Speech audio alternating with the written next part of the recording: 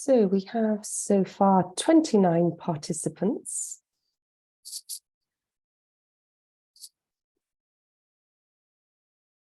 We'll just wait another minute for other people to join.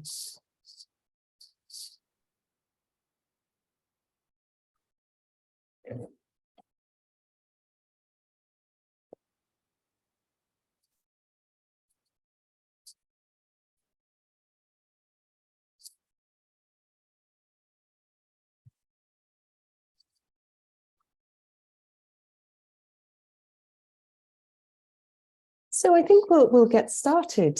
Good morning, good afternoon, good evening to you in whatever part of the world you're based in. And welcome to what I think is going to be a really fascinating and informative meeting. We've only got 1 hour and with so much to discuss and learn about the experience from the Dindigul Agreement. As you know, this is a side event of the 9th OECD Forum on Due Diligence. And what better issue to be discussing in the context of what is an innovative example of a binding agreement that came from worker-led collaboration. So for those of you attending the webinar, please do introduce yourself in the chat. We'd love to know where you're from and your interest in this topic. There will be an opportunity for Q&A later on after all of our speakers have given their inputs. So if you want to ask a question towards the end of the webinar, please put your question in the chat and we'll get through as many of those questions as possible. So we've got an amazing and distinguished group of speakers.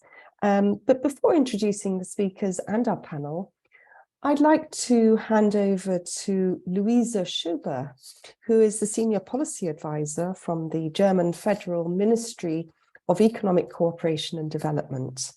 So thank you, Luisa. You've got 5 minutes to give your opening address. Over to you, Luisa. Perfect. Thank you so much. And good morning, good afternoon from my side as well. I'm very pleased to welcome you to this side session on gender justice and also the learnings from the Dindigul Agreement. And I would also like to thank all the panelists of today's session for making this very important session possible through their input. At the beginning of last year, our Minister, Svenja Schulze, announced that the Ministry of Economic Cooperation and Development will adopt a feminist development policy. And the announcement back then triggered all kinds of reactions, all the way from approval to also hostility. And I think that shows very well just how important it is to engage in the social, in the political and also economic participation of all people, meaning regardless of their sexual orientation, their gender identity, their ethnicity, migration status, age, disabilities, and all other identity characteristics. And I mean, obviously, introducing a feminist development policy is one thing, but we all know that good wishes alone are not enough. And this is why we know that to make our approach successful, it also has to be underpinned with appropriate resources. And gradually by 2025, 93% of all the new ministry projects are to serve gender equality in countries of the Global South. And 8% are then to pursue gender equality as their main objective. And that is actually a doubling of the previous practice. Many women and also marginalized groups are regularly confronted with violence and sexual harassment at work. An estimated 500 million women of working age live in countries without any legal protection against violence and harassment at work. And the workforce in the textile supply chain is mainly female. And the figures, they vary depending on study and also depending on country, but I think it's clear that gender-based violence is not an exception in the textile supply chain, but is part of the daily working life for many, many women in producing countries. And fear, social norms, and also lack of awareness sometimes hinder addressing the issue. Looking at today's topic, I would also like to flag some of the areas of action that the ministry has identified that actually go hand in hand with the core elements of the Dindigul Agreement. The ministry is committed to the realization of the rights and also support of survivors of sexualized and gender-based violence. And in addition, German development work has a focus on the prevention of all forms of gender-based violence. And in the context of regulating corporate due diligence at national, but also at European level, the BMZ advocates respect for human and environmental rights along global value chains. And this includes, in particular, improved access to justice and rights, and in this sense, also improved grievance mechanisms. And I mean, although many efforts have been made in the past to improve the situation of women, we have to be clear that there's still a lot that has to be done. And social dialogue and collective bargaining, I think, are key not only in preventing and addressing gender-based violence in the world of work, but they can drive positive change. And trade unions and more women in trade union leadership positions are important. And I think that brands can play a crucial role in supporting all this. I believe that legally binding brand agreements, and we've seen that in the past, have the potential to be a real game changer. And this is why I'm very, very much looking forward to learning more about what the agreement could achieve already and what are the benefits for the different parties. And with that, I hand back to Jane, I think.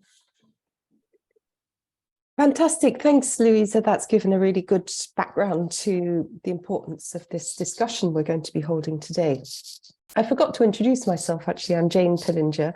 I work as a global expert on gender-based violence in the world of work, and I work a lot with trade unions and with employers, and I've been following the progress of this Dindigul agreement. So it's really exciting to see this model, or a type of model that's worker-driven, emerging. So what we're going to do now is pass over to two of the key people who have been looking at the agreement and its impact. And first of all, I want to introduce Nandita Shivakumar, who is from the Asia Floor Wage Alliance, and also Shahiba Gill, who is from Global Labour Justice International Labour Rights Forum. And they'll give us a brief overview for 10 minutes between them on the overview of the agreement, its core elements and achievements. Thank you very much to both of you. Thank you so much, Jane. I'm just going to take a moment to share my screen. I hope everyone can see that. Thank you so much to all of you for joining us today. As Jane mentioned, I'll review the Dindigul Agreement core elements, and my colleague Nandita will go into some more detail on those elements and some achievements so far. We're really happy to be here today. So, as Louisa acknowledged, violence and harassment, including gender-based violence and harassment, and at the intersection in Tamil Nadu of caste or migration status, is really widespread, both in the garment industry and in the Tamil Nadu garment industry in particular. And in the Tamil Nadu garment industry, as many of you will know, we're talking about both garment manufacturing and, of course, textile manufacturing. And unfortunately, we have to acknowledge that in Tamil Nadu, voluntary initiatives for the past decade too often have not addressed the problem of gender-based violence and harassment adequately, which has had truly devastating human consequences. So in January of 2021, Jayashree Kathiravel who was a TTCU member, a Dalit woman, and an employee at Eastman Exports facility, Nachi Apparels, was murdered by her supervisor after months of gender-based violence and harassment. 25 of her coworkers after Jayashree's death came forward to report that gender-based violence and harassment was widespread and that there was a culture of impunity and silence on gender-based violence and harassment that they really wanted to end. And that's where the Dindigul Agreement comes in. In response to Jayashree's death, TTCU, Jayashree's community, they worked with global allies, like my organization, to win the Dindigul Agreement, which is an enforceable brand agreement on gender-based violence and harassment. The agreement is really a major departure from previous strategies because it is designed to deliver the transformation in power relations that is really essential to ending gender-based violence and harassment. So I'll walk you through the core structure of the Dindigul Agreement. In 2022, the agreement was signed, and TTCU and supplier Eastman Exports signed an agreement. Eastman Exports, as many of you will know, is a major garment and textile manufacturer in Tamil Nadu.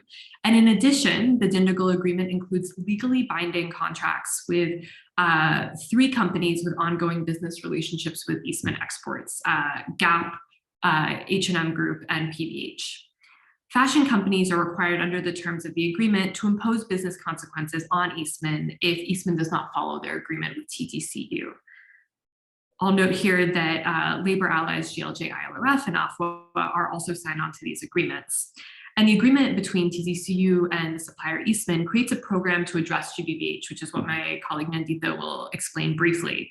But it's the legally binding nature of these agreements, aligning the interests of brands, the supplier, and labor to support that particular program that we really think is key to the success of this agreement. For context about who the workers are here, most of the workers at the covered factories, and the covered factories cover about 5,000 workers, including both in Tier 1 and Tier 2 facilities. Almost all the workers are women and caste oppressed. The majority are Dalit, born into the lowest rung of Hinduism's caste system and subject to severe discrimination. We're talking about young workers here and migrant workers. And all of these workers are covered under the agreement, which is spanning 3 years with the possibility of renewal. The structure of the Dindigul Agreement has a key role for an oversight committee where representatives from all signatories, TTCU, AFWA, GLJ, Eastman, and signatory fashion companies have a role to play in really supervising the execution of this agreement. And the chair of that committee is actually an independent gender and labor rights expert. In addition to supervising overall execution of the agreement, this is really the committee that is receiving any reports of non-compliance with the agreement, and if necessary, coordinating business consequences, for example, as per the legally binding agreements. I want to mention here that late last year, because of the Dindigul Agreement, U.S. Customs and Border Patrol made inactive a WRO, or a ban on products made at Nachi Apparels, which it had imposed on suspicion of forced labor at one of the factories covered under the Dindigul Agreement.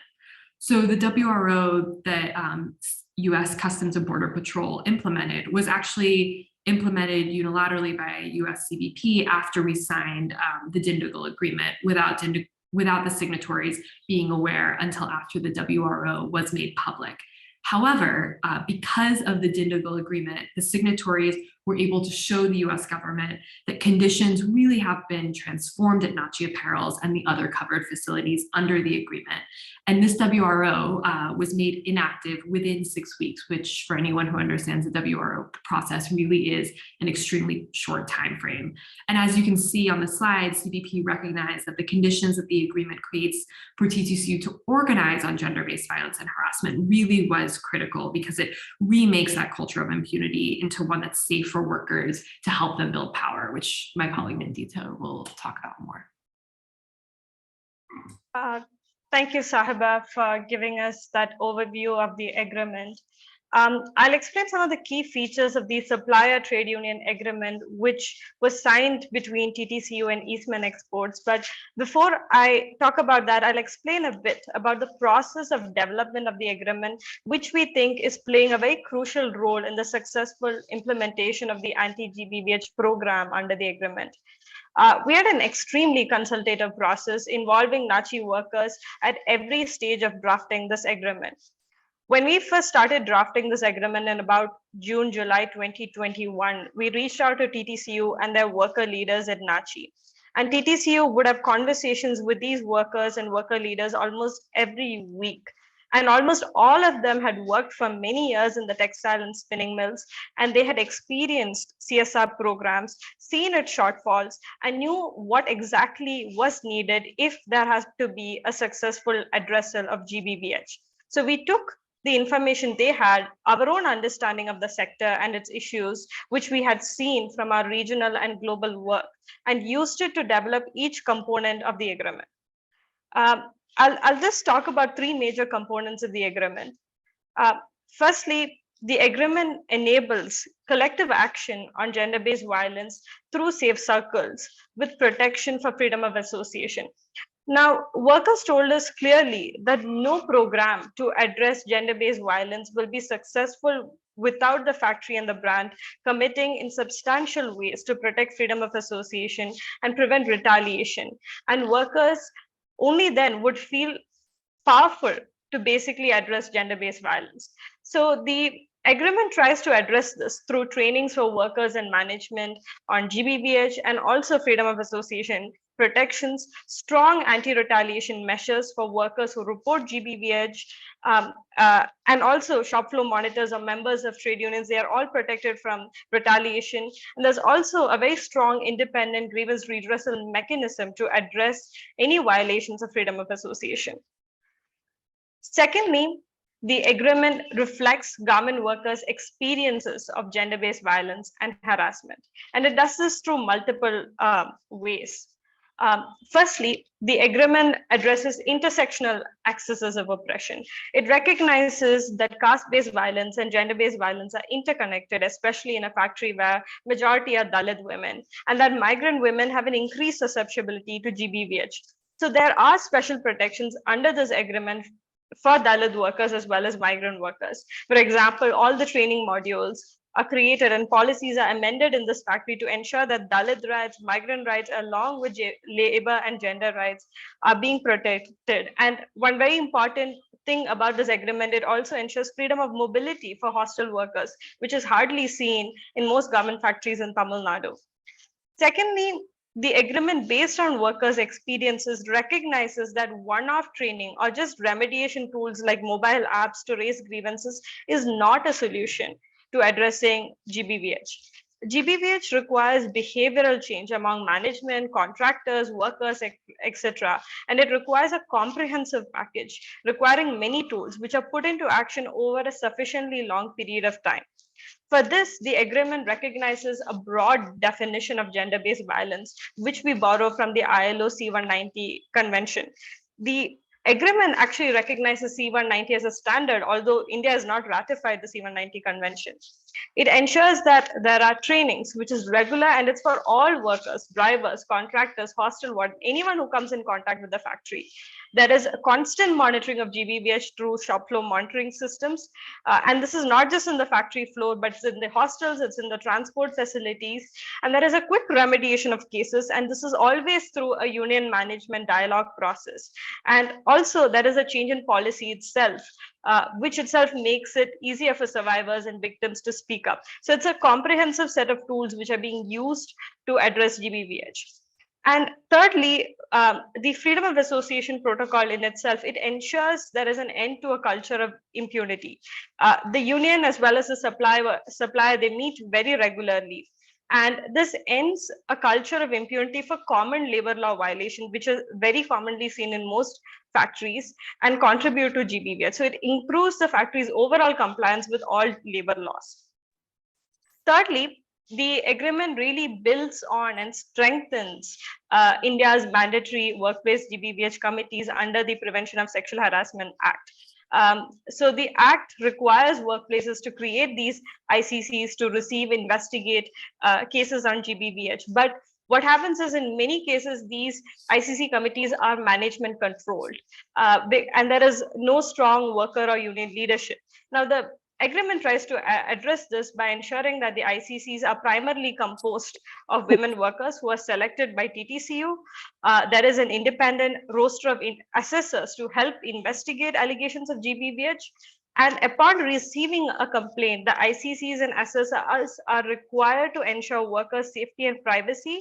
And if the ICC finds GBV has occurred, Eastman must follow committee recommended remedies, which are itself designed to be survivor focused in process and outcome. And finally, the agreement also creates an independent grievance redressal mechanism, which has business consequences. So the assessors who are appointed by the Dindigul Agreements Oversight Committee, they can investigate any complaints on Eastman's non-compliance with any aspect of Dindigul Agreement. This can be regarding gender-based violence, it can be regarding caste-based violence, and it can be regarding freedom of association. And if Eastman fails to comply with any aspect of the Dindigul Agreement, it can trigger business consequences from the signatory companies unless Eastman comes into compliance. So thus the agreement provides an overall incentive to prevent GBVH. It takes a very broad understanding of GBVH. It understands the intersectionality of violence and has a bottom-up approach to resolve it. And I think Tivia will talk a little bit more about what the impact of the agreement has been on the factory floor. Thank you. Thanks, Nandita and Shahiba, for such a fantastic overview of the agreement. And we're going to move straight on to our panel. And this is going to be really interesting because it's really the voices of people who have been involved in this agreement. And we've got 4 members of the panel, and I'll introduce each in turn. Our first panel member is Gisela Burkhardt, who is the CEO of FEMNET. Our second panel member is Agalasan Senipan, who is from the Eastman Exports. Our third panelist is Thivaya Rakini, who is from the Tamil Nadu Textile and Common Labour Union. And finally, Meghna Sama, who is from PVH. So without further ado, I'd like to introduce Gisela. You have 5 minutes each. I'm sorry, earlier I said 10 minutes, but actually it's 5 minutes each, just to give your reflections on the progress, the achievements and the learnings that we can take forward from the agreement. So Gisela, thank you. Thank you very much, Jane, and all the others for this interesting introduction.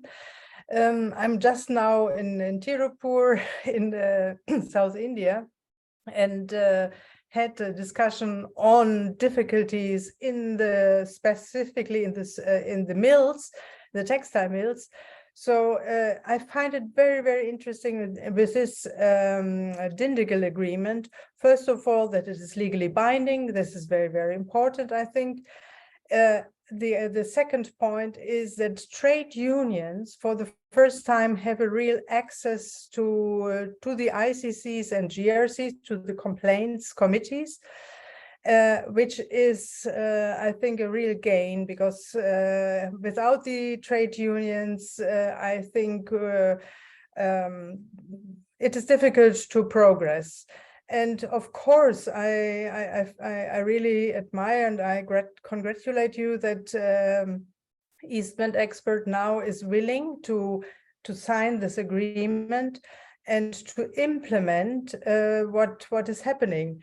So to implement the recommendations that these committees will bring forward. So for the moment, I personally would like to see what is the outcome. Do we have more complaints, for example, in the factories? And I also am very much interested to see the agreement as such, because we all can learn from it. And for the moment, it is still a secret. So it would be good to get the document as such, so that the others also can use it and learn from it. So in a nutshell, I feel it is a very, very interesting approach, and we have now to see how it will be implemented. I think, as I said, it is very, very important to have trade unions on the board. Thank you very much. Thank you, Gisela. Thanks, fantastic. And it's great to see the emphasis being given to trade unions here, because this is what has given the agreement its power and strength, that it is worker-led. So thanks very much for that. Now we're going to move on to our next panelist, who is Alageshan, who is Senyapan, who is Senior Vice President, Quality Assurance, CSR, Sustainability at Eastman Exports. So we're really interested to hear from you, Alageshan, about from the employer perspective, from Eastman Export perspectives, the strength of this agreement as well. Thank you very much. You're muted, Allegation. Yeah. Hi, everyone. Good morning, good afternoon, and nice to have me here on this panel. See, we at Eastman, we have always believed that engaging with socially responsible trade unions or NGOs or labor group always enhances the worker-workers, employer-employee relationship, which in turn brings in a good working atmosphere in the factories. And this is one of the agreement this was one of the agreement which we accepted on the day it was put on the table as an Eastman, that we will sign this agreement and we'll move forward. What it has done on the floor, if you see, like I said, it has improved our workers, employer-employee relationship. A lot of good GBV addressal mechanisms have been put in place. A lot of floor monitoring systems have been put in place. My ICC has revamped, and a lot of new approaches have been brought in, and especially with we are working with the way Asia Floor Wages and TTCU, we are working, collaborating on a regular basis, if not daily, on a daily basis, yes, regular basis, and how the grievances are getting addressed and how the people are at the floor becoming very confident and coming out with grievances, whatever small, big grievances they were coming out, and internally having the addressal mechanism in place of addressing these grievances. All this has brought in a lot of positive, lot of faith in this agreement. And like we said in my many interviews I've given, where I've said we are, as a company, we are taking this forward. It's not a 3-year agreement which we look upon. We are open to taking this forward. And so far, I can say it is all win-win for in all 3 ways, whether it is management, whether it is my workers at Nachi, and with TTCU. That's what I have to say. Thank you. Fantastic. Thank you so much. I've already got a list of questions I'd love to ask you as well. So let's move straight on to our next speaker, who is, I just want to check, Sylvia Ricchini, has she been able to join us yet? Yes, she's there. She's there. Ah, she's there. Great, Sylvia, fantastic. And I can see you're in your car. I hope that the connection is good. So thanks very much for joining the panel. And it's really great to have somebody here from the Tamil Nadu Textile and Common Labour Union. And over to you, Sylvia. Thank you. Hi, hello, wishes to you all. I'm extremely sorry. I had exclusive day for this panel, but due to emergency domestic violence case, I had to travel to a police station that is my neighboring district, Trichy. Because of that, I'm on travel. I'm extremely sorry for this inconvenience caused. I'm speaking on behalf of the 1,150 union members of TTCU at Nachi Apparels. They are unable to join today as they are currently working in the factory now. On behalf of them, I would like to say we are really happy that Eastman Exports, GAP, PVH, and H&M are signatories of this Dindigul agreement.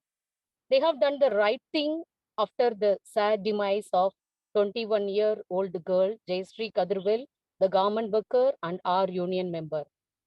Through the Dindigul agreement, we have seen a lot of changes in Nachi Apparels, and it has truly become a model factory in terms of GBVH prevention, remediation, and protection of workers' rights and freedom of association. Before the agreement, we have seen 25 severe cases of GBVH, including sexual assault, severe physical violence, rape and murder, and workers were extremely scared to report GBVH. After the Dindigul agreement, we have seen an increased reporting of GBVH, a reduced sense of fear of management among workers when raising grievances, and almost no retaliation for reporting gender-based violence. More than 1,000 grievances have been reported to us after the Dindigul agreement was signed in April 2022. And we believe this is a good indicator that the agreement is working, as it shows workers have no fear in reporting grievances and concerns, which is often the biggest hindrance in GBVH prevention. Most GBVH cases reported are far less severe than what we saw during the pre-agreement phase. Workers are now mostly reporting issues regarding verbal abuse, unwanted glances by male workers and supervisors, and even such cases have seen a fall 9 months into the agreement. In all these cases also, management was quick to take action. So escalation of GBVH by these perpetrators was quickly prevented. This we really appreciate the management for their very cooperation at the very minute of the addressal of the GBVH cases. More than 90% of the 100 grievances reported by workers have been resolved. And all of these grievances were resolved through a process of dialogue with the management, with most of these cases being resolved in a 2 to 3 week frame. This is really unprecedented. Moreover, the weekly meetings between union and local management have also helped pave the way of discussion and resolution of non-GBVH issues, which are not specifically covered in the agreement. Including issues regarding wages, social security and safety, transport, etc. To give you a few examples, workers in our union used the agreement to negotiate for a cut in transport fee, and we have won it in favor of the workers. We used the agreement to negotiate and resolve more than 10 cases of unfair termination and lack of access to social security for workers. We use the agreement to ensure that drivers who drive our women workers do not drink and drive or drive rashly, and if they do, they are punished swiftly for the same. Today, because of this agreement, I can say that women workers who stay in the hostels of Nachi apparels are the only garment workers staying in company-run hostels who have absolute freedom of mobility. This is unseen in any other garment factory in Tamil Nadu.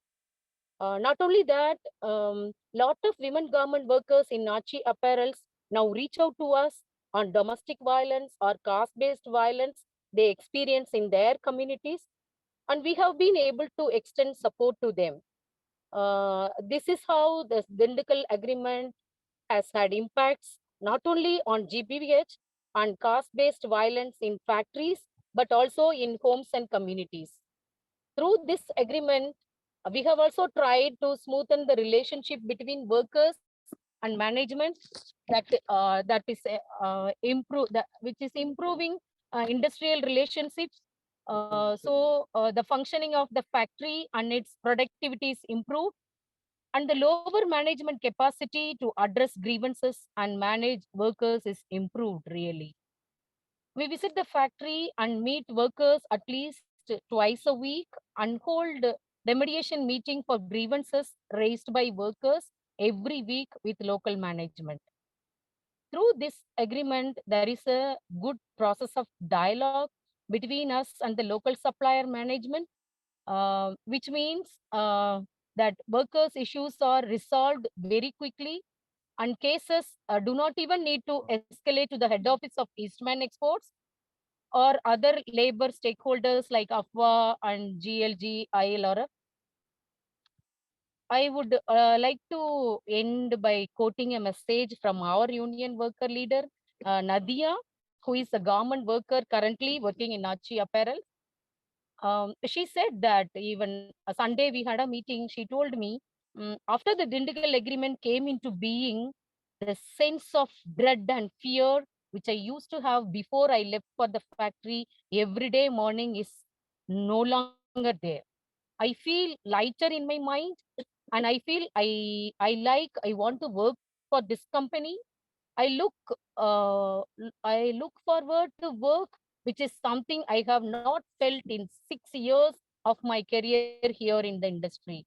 If fashion brands very truly want to create safer places for women workers, they need to dialogue with local women-led trade unions like us and engage with agreements like the Dindigul agreement. GBVH is unpreventable without a truly honest engagement with local unions. This is on behalf of all our union members, exclusively for the workers at NACHI. Thank you for having put me at this major platform. Thank you for all of you for this solidarity. Thank you so much. Thank you very much, Tivia. And it's really great to hear the voice of the local woman trade union leader in the factory. Very powerful impact. And I think, from what you're saying, the fear has gone, the solidarity is there, the commitment is there, that women feel safer, that there are safe spaces. So there's great learning about this, because one of the things I know from research that we've been doing for many years is that complaint systems are often not successful because workers don't trust them. Cultures of impunity, of victim blaming, and so on mean that often women are unable to report cases of sexual harassment or of domestic violence because they fear for their security, their safety, and indeed their jobs. So it's really powerful to hear this impact. I'm going to turn now to our fourth panelist, who is Meghna Sama, one of the signatories of the Dindigul agreement is PVH, a global brand, very powerful brand. And Meghna is senior, I think if I'm correct in saying, senior director with responsibility for CSR, and does a lot of the work on due diligence and risks in the sustainability space. So we're really interested to hear from you, Meghna, as well about the brand perspective on the importance of this. And I think for other brands, it's going to be really important to learn from this, because the brands can have quite significant weight, and they can bring resources into this space as well. So thanks very much, Meghna. Over to you. Yes, of course. Thank you so much for having me. I'm very excited to be on the panel and share our perspective. And Divya, everything that you just shared is very inspiring, and it's so wonderful to hear the impact on the ground, which is exactly why PVH signed this agreement. So as mentioned, PVH is an apparel company, and we're linked to the Dindigul agreement through Eastman exports, where we source. And it was through that sourcing relationship that we signed last year, along with Gap and H&M. We've had a very long-standing commitment to corporate responsibility. We've had a code of conduct and various policies in place since the early 90s.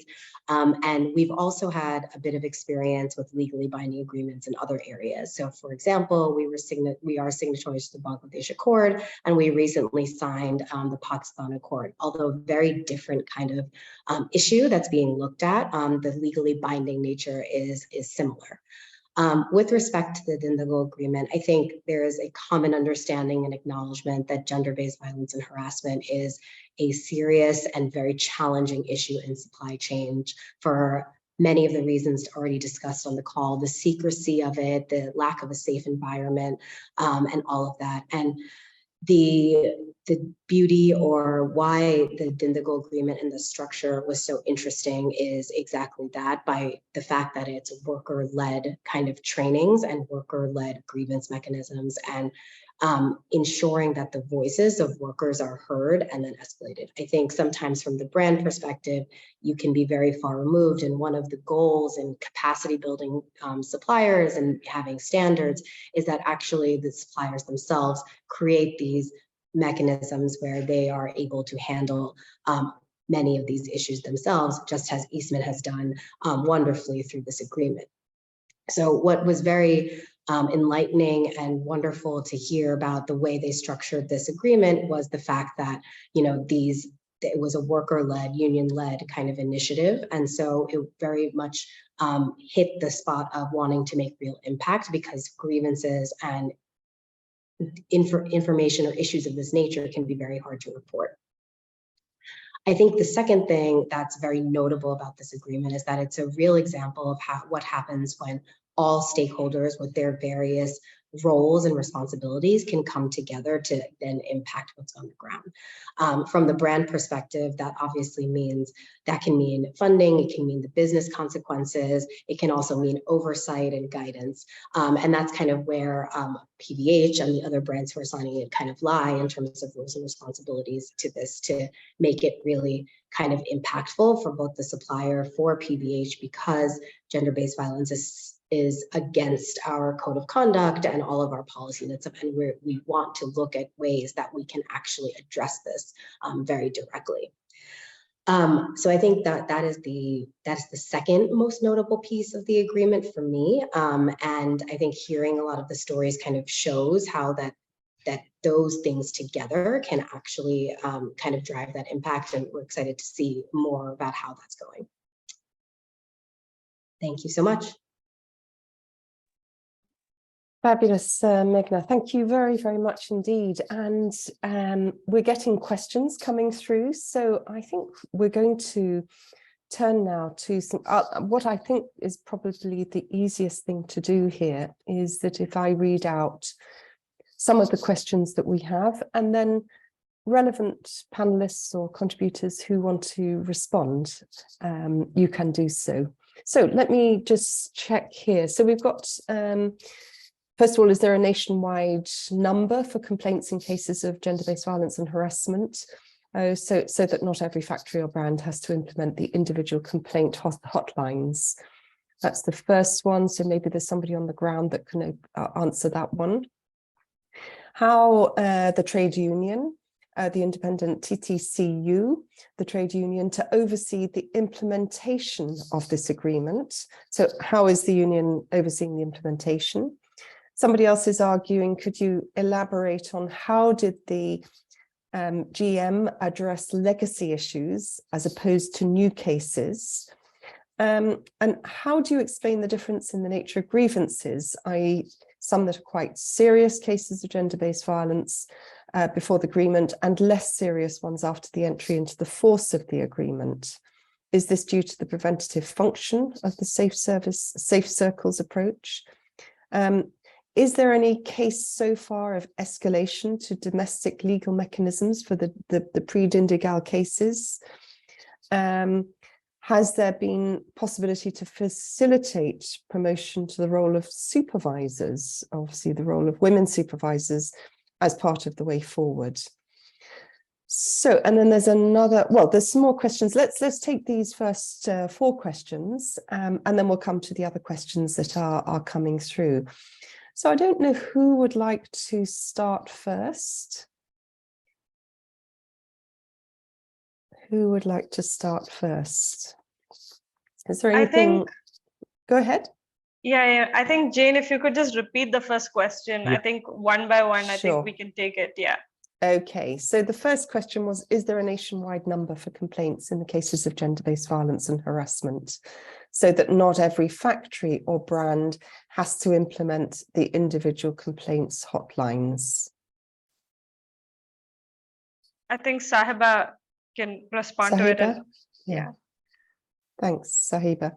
So I understand that I think the Indian government has for some years had a hotline to report gender-based violence and harassment, but the real challenge we see in TTCU, and many people on the call have spoken to this, gender-based violence and harassment in any industry, including in the garment industry, is a very sensitive issue to be reporting. And finding, sensitive, appropriate remediation for those issues that's fair to all parties is also a genuine challenge. And so we have found that, in any sector, and certainly in the case of the Tamil Nadu textile industry as well, that hotlines are not enough support to address the issue, and a comprehensive grievance mechanism like the one that we have implemented through this agreement has been more effective in hearing complaints, encouraging complaints and reporting, and then structuring a remediation process. Anyone else want to jump in there? Thanks. Well, should we pass on to Divya, because there's a question about how the TTCU has, overseen the implementation of this agreement. Are you there, Divya? Nandita also can take that. Yeah, okay. I can answer that. Please. Yeah, I think so. The implementation of the agreement is happening through multiple ways. At the very basic level, the local management of Nachi Apparels meets with TTCU at least 2 to 3 times a week. 2 times a week, there is a general supervision that Divya engages in the factory. She walks through the factory, she meets with workers, collects grievances. So this happens within the factory. Of course, union members can also, everyone can access the union even outside the factory. So that is this sort of an everyday meeting between workers and union members. And once the grievances are collected, at least once a week, there is a local management and TTCU meeting that happens where these grievances are resolved. And under the agreement itself, there's an overall implementation committee, which includes both TTCU as well as Eastman Exports. And together they plan out when they can do trainings, when they can have meetings, like the ICC committees and any other related activities. So the implementation committee, which includes TTCU and Eastman, is really running the program. And if they are unable to solve a grievance or unable to handle it at that level, it goes to the head office of Eastman, and also other labor stakeholders like AFWA and GLJ get involved. So this is the basic way in which I think the implementation has been happening so far. Allegation, do you want to add in something? Yeah. So Jane, like Nandita said, it was very elaborate. Just to add one point. So different kinds of agreements is going on. We have a timeline in place and we are following it very closely. There is an SOP in place by when we need to complete what. In fact, last 8th, all of us met in the factory, Nachi, wherein we discussed upon how we want to go ahead, what are the points which we needed to cover and things like that, And so if you see when the agreement first happened, we had to make with all the stakeholders presence, we had to make a statement in the floor. What is this agreement about? And then taking the entire workforce, understand what this agreement about, what is there for them, how this agreement is going to work in the floor, and how it is going to take this forward. And the different stakeholders are going to take this forward, especially TTCU, because she is the one who's going to come to the facility. She would have access anytime of the day or night, whenever she wanted to walk into the factory and interact with workers. So all this needed to be explained to all our workforce, right from the manager level or supervisor level. I think there was one more question, that how many women workers have been promoted. I don't know exact numbers, but I can tell you that more than 150 people have been promoted under the after this Dindigul agreement. And so there is a proper system in place, or there is a proper evaluation process in place wherein we see and then we promote them.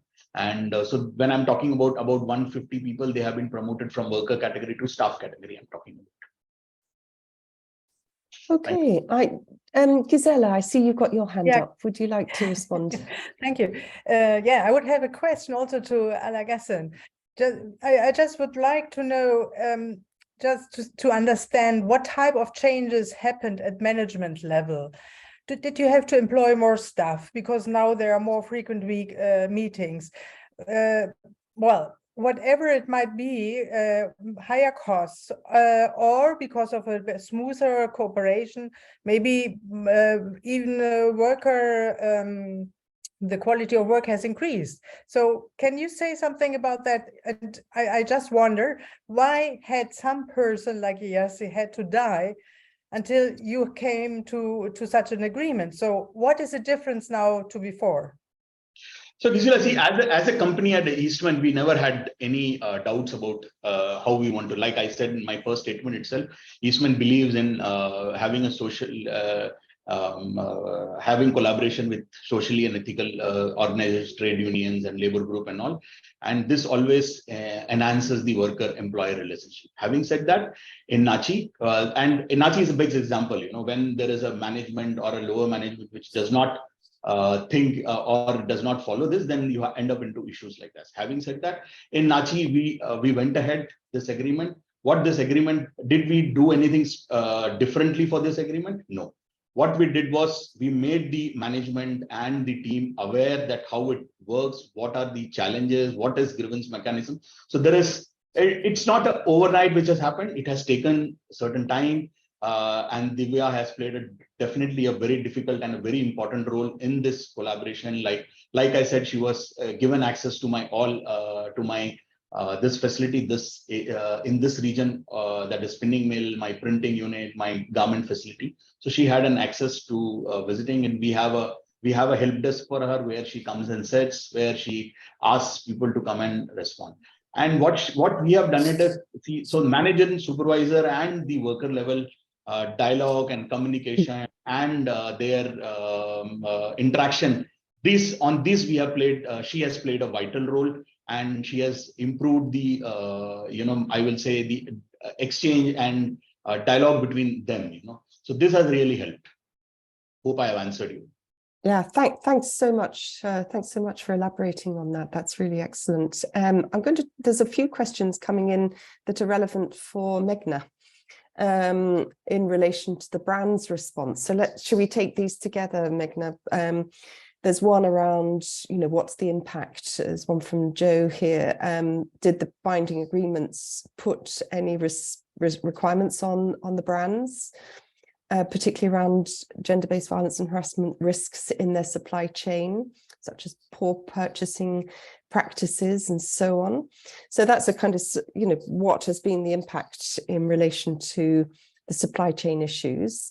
Has there been, maybe this is, I'm not sure if this is for Meghna, but also there's a question about the rationalization of the production targets and procurement practices also to reduce hostility in the working environment, because we know that connection. So that's very, so that's from Mahesh Kumar, related also to the question above.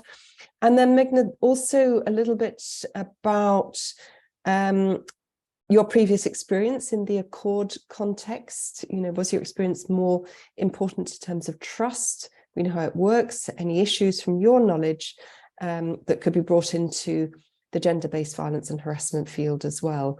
So quite a lot there, Meghna. I don't know if you're able to kind of very briefly summarize some responses there, but it's great to hear from your brand's perspective some of these issues. Sure, happy to I'll take the last one first. So that's about experience with other legally binding agreements and how that might have impacted this one. I would say yes. I think, there's a wide array of brand stakeholders kind of in the world, and each of them have varying levels of, experience with legally binding agreements. I think a lot of times, some may get a little nervous about the concept of them. But I think definitely being part of the Accord, whether that's within our corporate responsibility team, but also at the executive level, there is a level of comfort and understanding that is developed over the years, even though the commitment may be there, but it is kind of a quote unquote new idea, and people have to understand the impacts to the organization once they're signing on. So I do think that having that experience does help those conversations, even when you kind of veer off into a different kind of issue that you're handling a legally binding agreement.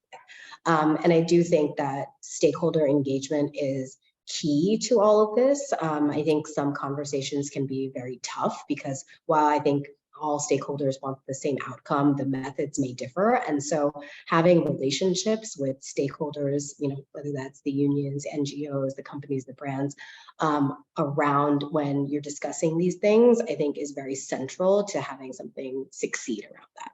So that's what I will say about that one. I think the purchasing practices piece. So I say yes and no. So there's certain parameters in the agreement about maintaining levels when of the sourcing with the vendor. However, I think specifically about good purchasing practices, there's not necessarily a specific call out there. That said, PBH has programming, and I think all of our signatory brands do, about purchasing practices. It's not necessarily linked directly to GBHB, but it is related to working conditions and understanding the impact of purchasing practice that they can have on working conditions. So I think that might get at that question. And I'm not sure if the rationalization question's for me. Okay, is that for who? Is there anybody that would like to respond to the question about rationalizations? Or shall we just pass over on that one for now? We can come back to it. There's so many questions coming through and we've only got a couple of minutes left. So can I just turn to, there's a question, I'm just selecting a few questions. I think TVA, you came back in, did you? I did see you just now, because there's a question about the TTCU, about the progress of the agreement and about plans to scale it up. Are there plans to build awareness and encourage wider sign up from companies? So wouldn't it be a wonderful vision to see every company with an agreement like this? So it obviously involves a huge amount of work, but from the trade union perspective, are there any plans in terms of this? And then another question, just to whichever panelists are may be able to answer this. It's about the relationship between the ICCs and the Prevention of Sexual Harassment Act and the grievance and redressal system in place. So that might be something somebody would like to respond to, because that actually is really, really interesting, that, the comment that was made by, I think it was Nandita, that the ICC has been strengthened and there's trade union representation is beginning to make it work. And I think that's learning for ICCs across India, which are not on the whole functioning very well and often without trade union representation. So anybody want to respond to either of those issues? Yeah, I would like to elaborate on this by Nandita, because we have a plan already we had with AFWA and GLJ. I think that clear plan Nandita can explain. Yeah, I think we are trying to bring in more brands to be signatories of the Dindigul agreement. And we do think that we are really committed to expanding the agreement. I think Eastman is also really committed towards the expansion of the agreement. And we want it to be scaled up to more units in Eastman as well as other suppliers. And we hope more brands will also be part of the agreement, because it strengthens it. And as Divya has rightly said, over the last almost 1 year, we have seen the agreement to be really effective in addressing gender-based violence. So we do think this model is something that should be scaled up, and definitely the learnings from the last 1 year say that this is something, the way we should be moving forward with regard to gender-based violence prevention and remediation. And I think Sahiba can answer the ICC question. Sure, I can jump in on that. I would say on the ICC, so there are two things that the Dindigul agreement really adds to grievance handling as it occurred before the agreement. One is really independent investigative capacity. The Oversight Committee approves independent assessors who are experts in labor rights and gender-based violence and harassment. And those are independent parties that are sitting on the committee, on the sexual harassment committees in the event of a gender-based violence and harassment issue coming up. And because of Indian law, those cases are getting handled through those committees, but with a commitment from Eastman that they will follow through on any recommendations of those committees. And if there's not follow through on those recommendations, then that gets escalated up to the Oversight Committee, as we talked about, and the enforcement mechanisms of the agreement kick in. And then the second piece is that those same assessors are also equipped to be able to handle violations of any other aspect of the agreement, which includes freedom of association. So those same independent parties who are appointed by the Oversight Committee can hear and investigate, assess, and make a decision about an alleged violation of freedom of association. So the goal has really been to build independent capacity for the grievance mechanism, on any issue, gender-based violence and harassment, freedom of association, or any other violation, and then have that capacity, be buttressed by the enforcement mechanisms of the agreement. Thanks, Sahiba. That's really useful to have that background information as well. It's really inspiring to see what's been happening. I think we're running out of time now, so let's just take one very quick question at the end here. Maria says, thanks for a great seminar. How is the work with the agreement funded? Do the brands contribute economically? This is a really important question as well, because clearly it takes money to run the training, to set up the complaints mechanisms that are independent and so on. So who's able, is there somebody, is that something, Nandita, or? I think Sahiba can take that question. Okay, Sahiba, yeah. Sure. So there has been, the agreement really is designed to, not have a significant economic cost attached to it, because the goal is really that over time, it's self-sustaining.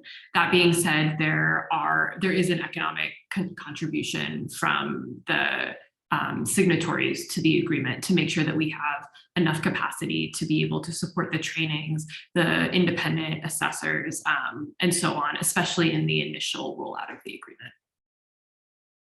That's great. And as you say, there's a kind of initial investment in developing the model. It should be possible now to roll this out. It would be very exciting to see this moving right across the garment sector in India, but also a model that's very relevant for other countries. So we have to stop now, exactly, because if you allow, Gisela, yes, of course, very briefly. Yeah. Just very briefly. Yeah, that is also one reason why we have this OECD side session, that exactly we are looking for other brands who are willing to step in so that we can have a bigger, broader experience on this. And so we are very welcome. So all brands are most welcome. I think within the German Textile Partnership, we also have discussed it. We are trying to win some brands, but not necessarily they need to be in the German Textile Partnership. Whoever is interested, we would like to talk to, and we really can, we hope to progress here. That's a very positive note to end on. Get more brands on board. Fantastic. It's been a really fantastic discussion today. I've got a list of about 20 questions that I haven't been able to ask, and I know there's quite a few questions we haven't been able to cover. But let's keep the profile of this important agreement. And I want to just say a very big thank you to all of the panelists and the people who have been involved on the ground in getting this agreement happening, to the trade unions, the NGOs, the employers, and the brands. So this multi-stakeholder approach appears to be working extremely well. So thank you to everybody for sharing your experiences. And I'm sure many other people will be watching the progress of this in the coming year and its potential rollout to other brands and to other employers, and to really sustain the future of this model. So thank you very much, everybody. I wish you all a very good morning, afternoon, evening, in whichever part of the world you're in. And thank you so much to everybody that's asked so many interesting questions and for the fantastic responses from our panel. Thank you very much to everybody. Thank you. Thank you. Thank you. Thank you. Well.